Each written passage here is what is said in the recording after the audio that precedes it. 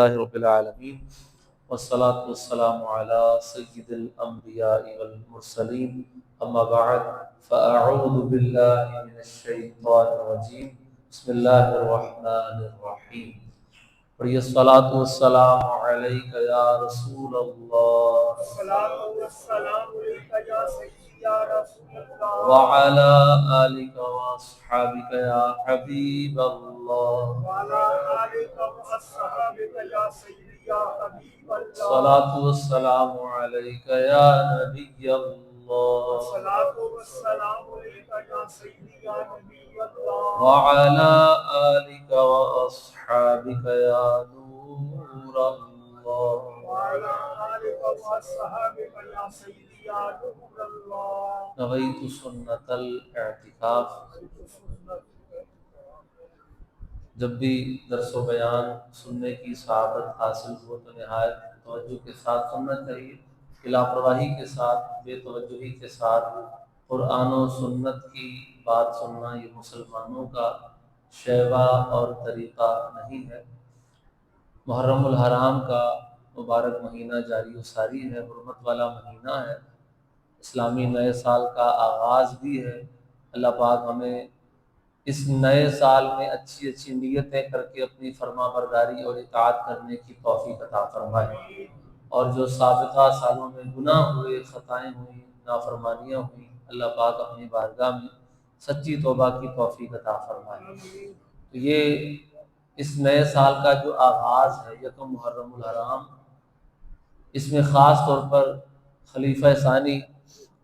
جناب فاروق اعظم حضرت سیدنا عمر بن خطاب رضی اللہ تعالی عنہ کا عرس مبارک آتا ہے، اور آگے 10 محرم الحرام کو امام حسین رضی اللہ تعالی عنہ کا عرس آتا ہے۔ آج کچھ حضرت عمر رضی اللہ تعالی عنہ کے حوالے سے تذکرہ خیر کرنے کی سعادت حاصل کروں گا۔ اہل سنت کا یہ طریقہ کار ہے اور شیوہ ہے کہ جب بھی اللہ والوں کا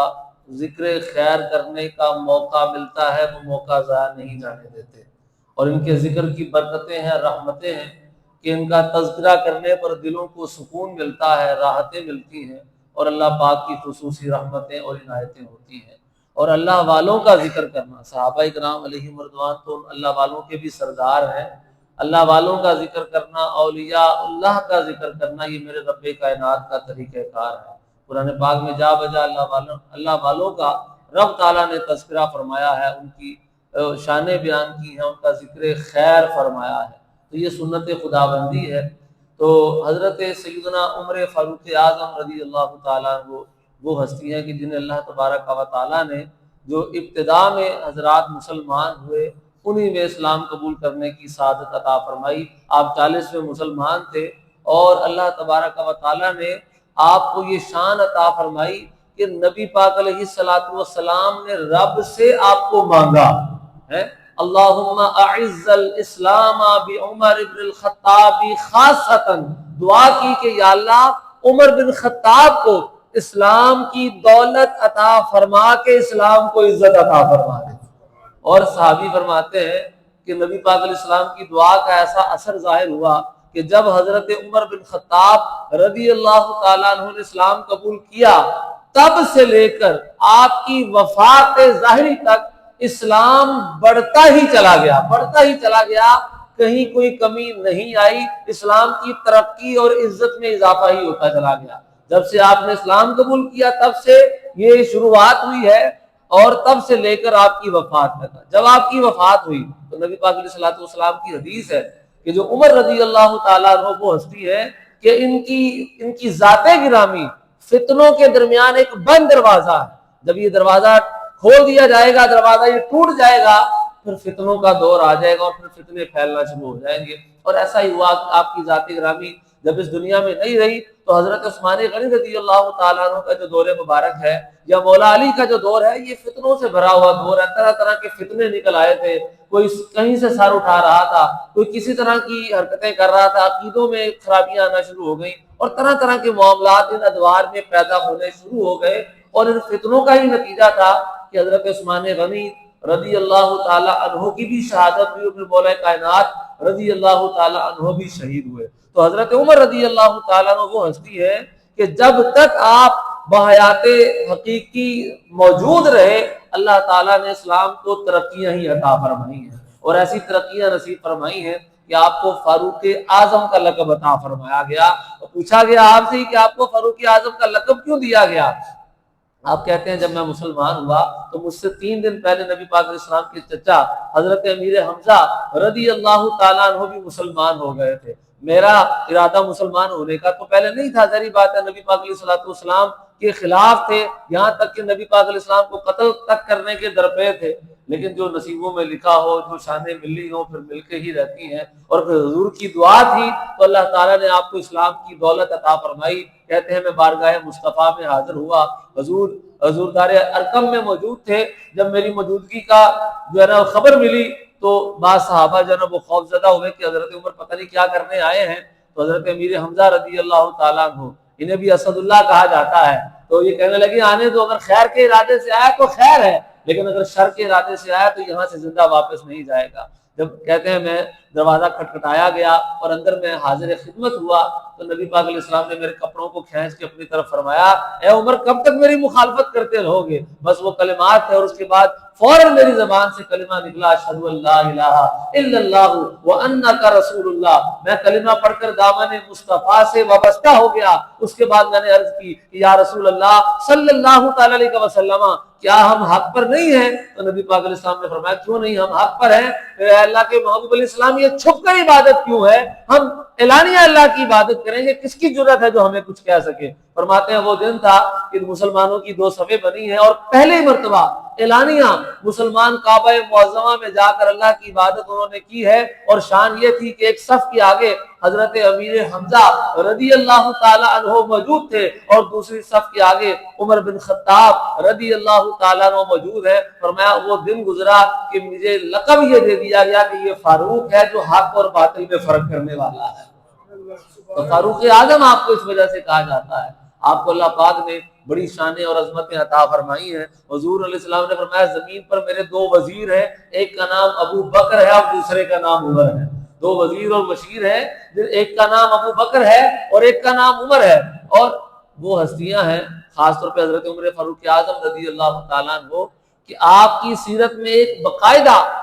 باب موجود ہے جس کو موافقات عمر کہا جاتا ہے، یعنی وہ باتیں کہ جو حضرت عمر رضی اللہ تعالی عنہ کی زبان اقدس سے نکلی ہے، تو جیسا آپ کی خواہش تھی یا جیسا آپ کی زبان اقدس سے نکلا، اللہ تبارک و تعالی نے قرآن میں ویسا ہی حکم عطا فرما دیا۔ اور آپ اندازہ لگائیے، آج میرا کچھ ذہن تھا کہ حضرت عمر رضی اللہ تعالیٰ عنہ کے نظریات کیسے تھے، آپ کے عقائد کیا تھے؟ ہمیں یقیناً انہی کے عقائد کو فالو کرنا ہے جنہوں نے اسلام ہم تک پہنچایا ہے۔ ان کے نظریات اور ان کے عقائد کیا تھے؟ تو آپ کی موافقات میں جو پہلے نمبر پر موافقت شمار کی جاتی ہے، آپ خود فرماتے ہیں کہ میں نے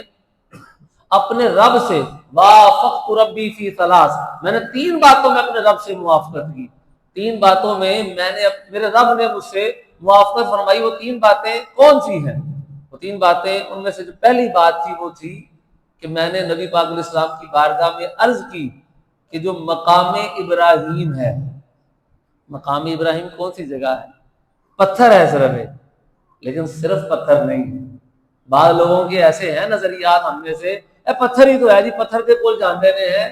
ایسے پتھر ہی ہو گئے، دنیا تو جان تو بات کی ہے جی، کسی بابے کے کول نہیں جانا چاہیے، بزرگاں کے کول نہیں جانا چاہیے، کچھ نہیں لبدا یہاں، نہ کوئی بابا نہ کوئی بزرگ، صرف ایک پتھر ہے،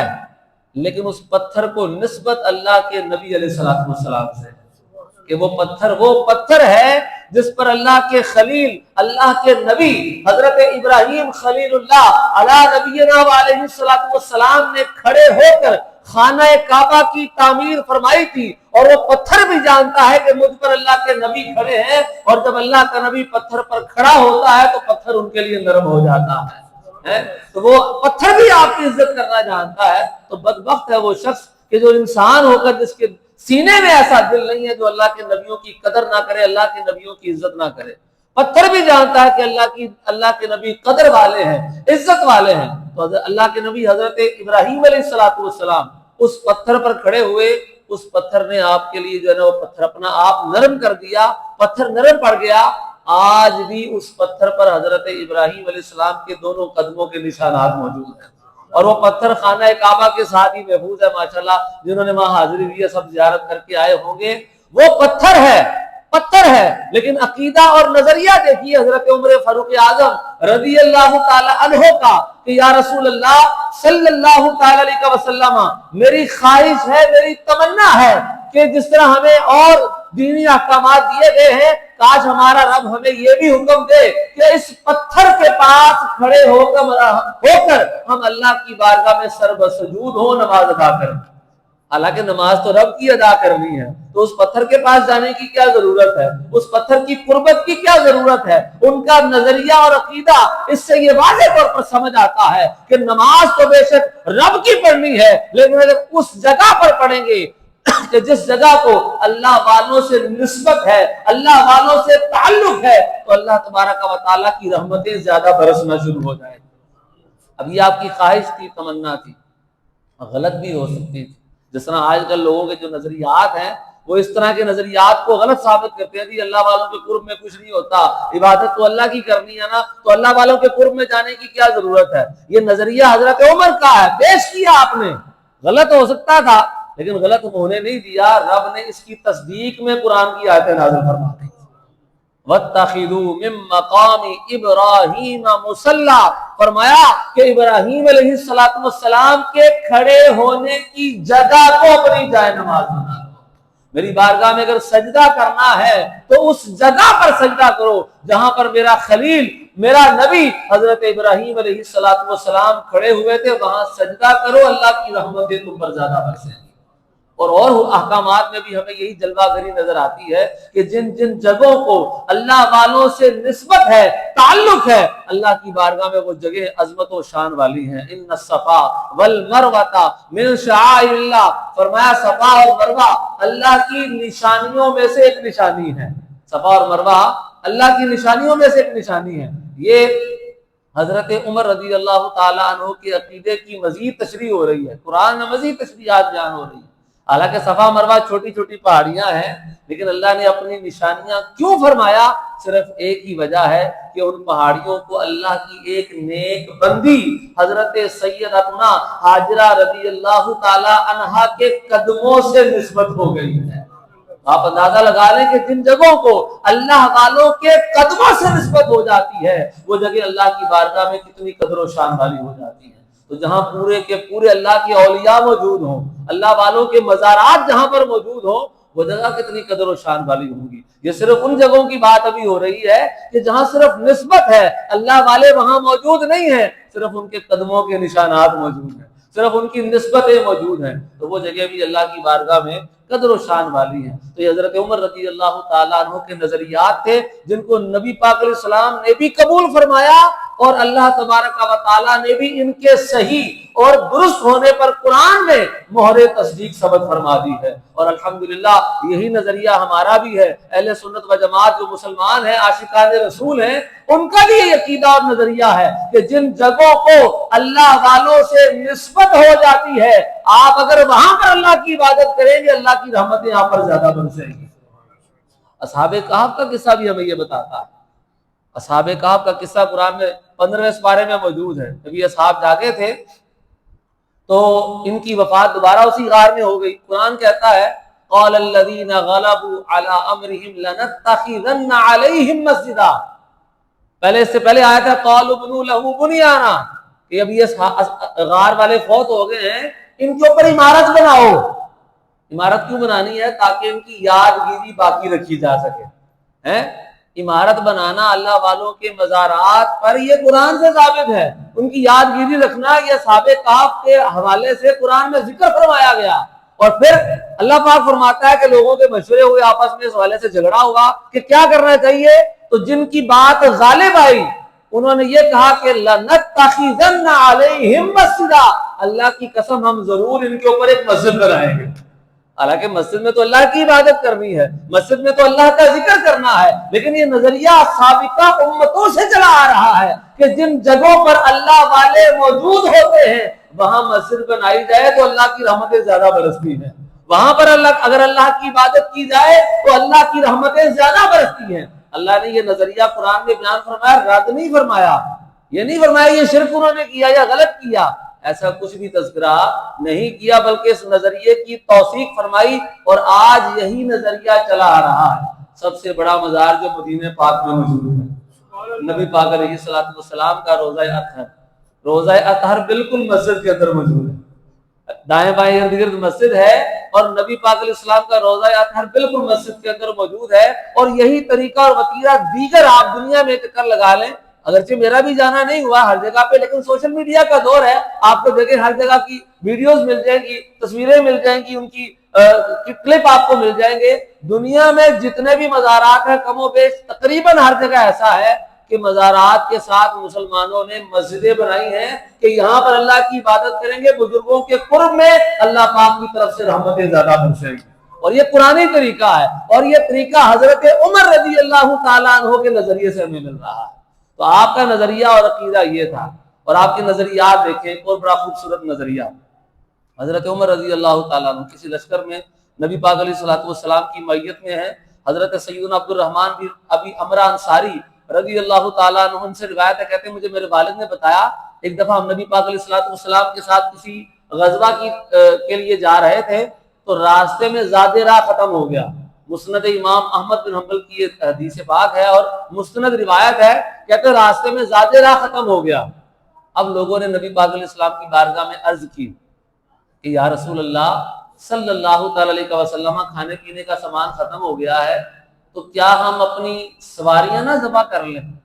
جو ہمارے پاس سواریاں اونٹ وغیرہ ہیں وہ ذبح کر لیتے ہیں، انہی سے ہم گزارا کر لیتے ہیں۔ تو حضرت عمر رضی اللہ تعالیٰ عنہ بھی وہاں موجود تھے، راوی کہتے ہیں جب حضرت عمر رضی اللہ تعالیٰ عنہ نے دیکھا کہ نبی پاک علیہ السلام کی اجازت دینے ہی والے ہیں، آپ نے کہا حضور میری گزارش ہے، میری گزارش ہے، جس طرح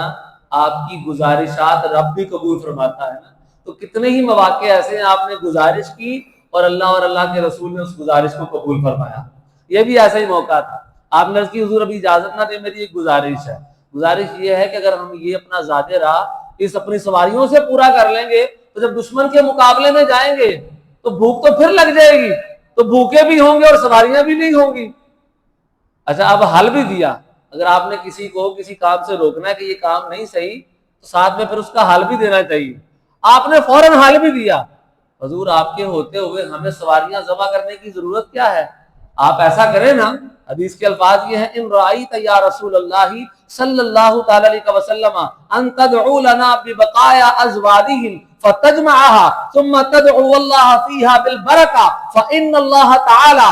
تبارک و تعالی سیبلغنا بدعوتک، اے اللہ کے محبوب علیہ السلام آپ کیوں نہ ایسا کر لیں کہ جتنے بھی یہاں موجود ہے سب کے پاس تھوڑا تھوڑا کھانا موجود ہوگا، کسی کے پاس کھجور ہوگی، کسی کے پاس کچھ ہوگا، کسی کے پاس کچھ ہوگا، آپ ایسا کریں وہ سارا تھوڑا تھوڑا کھانا اپنے پاس جمع فرما لیں، اور پھر اللہ کے محبوب آپ اس پر دعا فرمائیں۔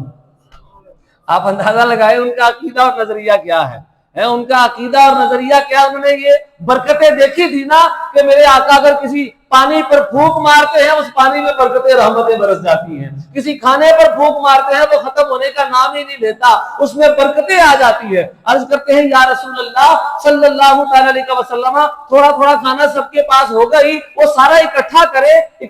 کے ایک جگہ پر رکھے، پھر آپ اللہ سے برکت کی دعا کریں، مجھے اللہ کی رحمت سے امید ہے آپ دعا کریں گے وہ کھانا ہم سب کو کافی بھی ہو جائے گا، بچ بھی جائے گا۔ اعلیٰ حضرت رحمۃ اللہ علیہ کیا آپ کو فرماتے ہیں صلی اللہ علیہ وسلم، اجابت کا صحرا عنایت کا جوڑا، اجابت کہتے ہیں قبولیت کو، حضور دعا کریں تو فوراً قبولیت کا صحرا آ جاتا ہے، اجابت کا جوڑا عنایت کا صحرا، دلہن بن کے نکلی دعائے محمد صلی اللہ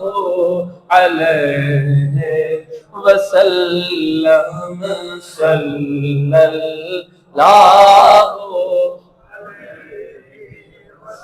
اجابت نے جھک کے گلے سے لگایا، بڑی ناز سے جب دعائے محمد صلی اللہ علیہ وسلم صلی اللہ علیہ۔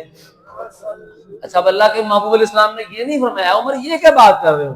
تمہیں پتہ نہیں اللہ کے علاوہ کسی سے مدد نہیں مانگنی چاہیے، اللہ کے علاوہ کسی سے مدد مانگے تو شرک ہو جاتا ہے۔ ایسے نظریات لوگ بتاتے ہیں نا آج کل، اللہ کے علاوہ کسی سے ویسے مدد مانگتے رہیں گے، سب سے 15 پہ کال کر کے پہلے مدد مانگیں گے، وہ شرک نہیں ہوتا، جتنے اللہ والا کی گال آ جاتی ہے تو شرک ہو جاتا ہے۔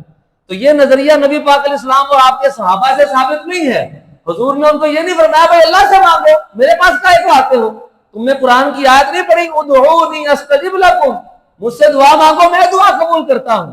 میں کہتا ہوں نحن اقرب الیہ من حبل الورید، میں شارک سے زیادہ قریب ہوں، جب تمہارا رب شارک سے زیادہ قریب ہے تو میرے پاس کیا کرنے آئے ہو؟ یہ نظریہ نہیں لیا، بلکہ جو حضرت عمر کا عقیدہ اور نظریہ تھا کہ دیتا رب ہے لیکن تقسیم مصطفیٰ فرماتے ہیں، رب ہے معطی یہ ہے قاسم، رزق اس کا ہے دلاتے یہ ہے۔ انہوں نے یہ عقیدہ اور نظریہ رکھا ہوا تھا اور یہ برکتیں دیکھی ہوئی تھی انہوں نے، تو نبی پاک علیہ الصلوۃ والسلام نے ان کی بات قبول فرمائی۔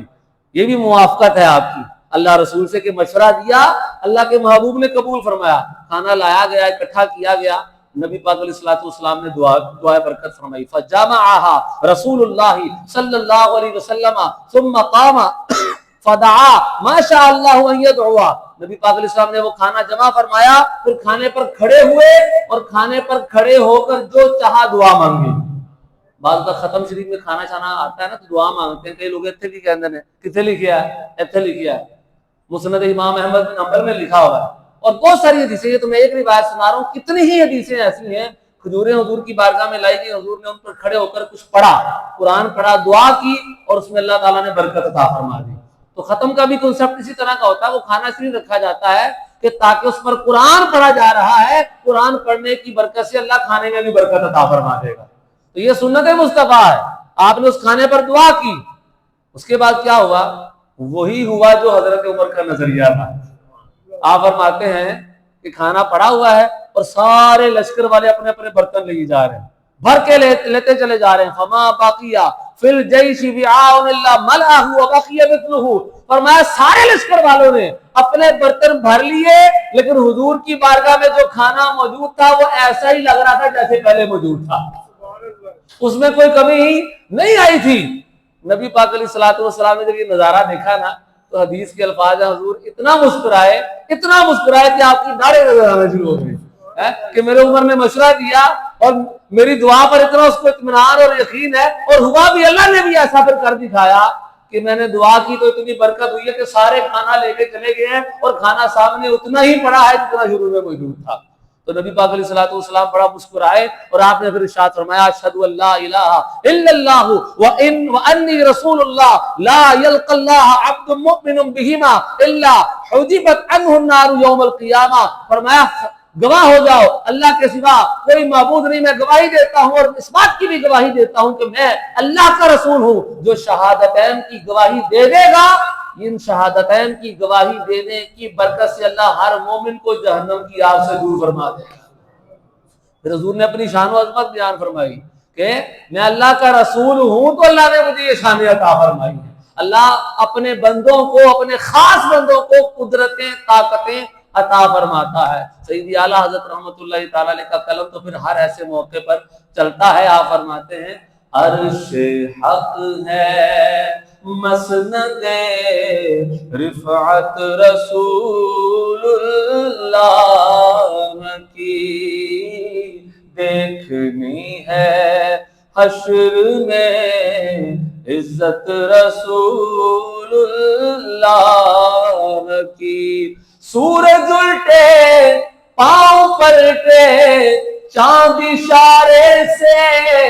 ہو چاک، اندھے نجدی دیکھ لے